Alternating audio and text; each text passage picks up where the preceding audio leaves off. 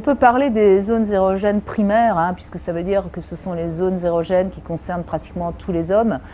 Après, on parlera des zones érogènes secondaires qui seront dues à des restes de l'enfance. Hein. Mais la zone érogène primaire chez l'homme, c'est évidemment le pénis et tout particulièrement le gland. Il faut, pour que les gens comprennent bien, je dis toujours le gland, c'est un peu le clitoris de l'homme.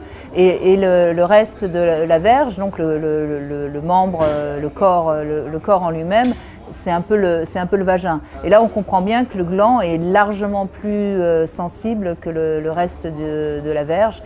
Maintenant, les testicules, l'anus sont aussi des zones érogènes chez l'homme. Alors après, les zones érogènes chez l'homme, à part le sexe proprement dit, elles sont quand même assez faibles. Il y a des hommes qui vont aimer qu'on leur titille le mamelon, mais il y en a qui vont détester ça. Alors après, je dirais plus qu'il y a des zones de tendresse. Par exemple, les hommes vont apprécier particulièrement qu'on leur fasse un massage du crâne quand ils rentrent le soir un peu fatigués par leur travail. Ils peuvent aimer qu'on leur masse les épaules, ils peuvent aimer qu'on leur touche les fesses. Mais de là à parler de zones érogènes, c'est-à-dire qui vont provoquer une excitation, je pense qu'on en est loin.